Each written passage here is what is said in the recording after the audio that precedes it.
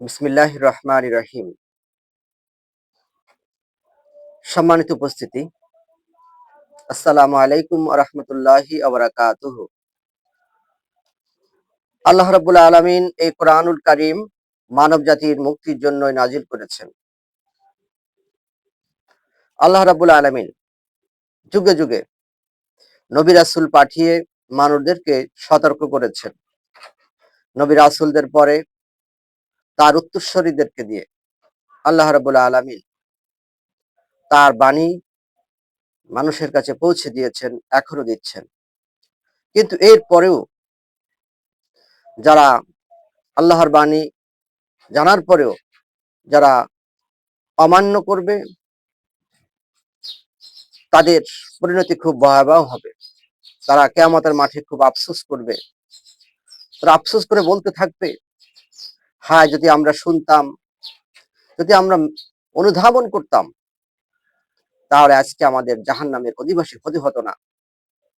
আল্লাহ পাক কোরআনুল কারীমের সূরা মুলকের ভিতরে এই বিষয়গুলো সুস্পষ্ট করে বলেছেন।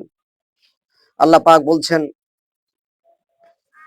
ইযা উলকু ফিহা সামিউ লাহা শাহীকাও ওয়া হিয়া তাফুর তাকাদু তামাইয়াজু মিনাল গায়জ কুল্লামা উলকিয়া ফিহা ফাওজুন সা'লাহুম খাজানাতুহা আলাম ইয়াতিকুম নাযীর ক্বালু বালা ক্বাদ জাআনা নাযীর। আল্লাহ পাক বলছেন, যখন জাহান্নামীদেরকে জাহান্নামে নিক্ষেপ করা হবে, তখন তারা প্রচন্ড আওয়াজ, জাহান্নামের বিক্ষিপ্ত ভয়ানক আওয়াজ তারা শুনতে পাবে। জাহান্নাম প্রচন্ড তেজস্বী ভাবে ফেটে পড়বে।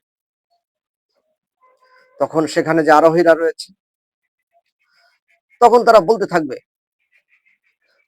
তখন সেখানে যারা প্রহরীরা রয়েছে তারা বলবে যে, তোমাদের কাছে কি কোনো সতর্ককারী আসে নাই? তারা বলবে ক্বালু, তারা বলবে, হ্যাঁ সতর্ককারী এসেছিল, কিন্তু আমরা মিথ্যা প্রতিপন্ন করেছি। ফাকাযযাবনা, আমরা মিথ্যা প্রতিপন্ন করেছি। ওয়া কুলনা মা নাযালাল্লাহু মিন শাইইন, এবং আমরা বলেছি আল্লাহর পক্ষ থেকে কোনো কিতাব নাযিল করা হয়নি। ইন আনতুম ইল্লা ফি দালালিন কাবীর, বরং তোমরাই পথভ্রষ্টর পথে রয়েছে। তোমরা যারা আনুগত্য করছো, আল্লাহর বিধান মানছো, যারা মেনেছিল এই সময়, আমরা তাদেরকেই মিথ্যা প্রতিপন্ন করেছি। তারা তখন আফসোস করে বলবে, আল্লাহ পাক বলছেন, ওয়াকালু, তখন তারা বলবে, লাউ কুন্না নাসমাউ আও নাকিলু মা কুন্না ফি আসহাবিস সাঈর। হায় সেদিন যদি আমরা শুনতাম, তারা আমাদেরকে সতর্ক করেছিল, অথবা আমাদের বিবেক দিয়ে, আমাদের আকল দিয়ে যদি আমরা একটু অনুধাবন করতাম, তাহলে মা কুন্না ফি আসহাবিস সাঈর, তাহলে আজ আমাদেরকে এই সাঈরের ভিতরে আসতে হতো না, আমাদেরকে জাহান্নামের ভিতরে আসতে হতো না।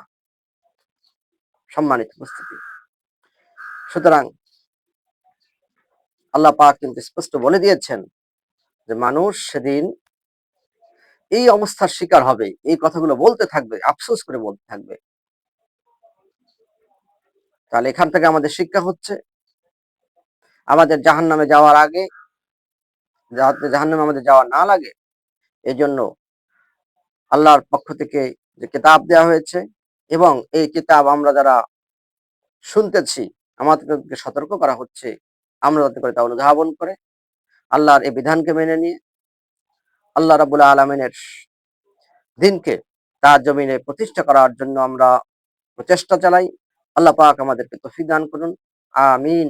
আসসালামু আলাইকুম ওয়া রাহমাতুল্লাহি ওয়া বারাকাতুহু।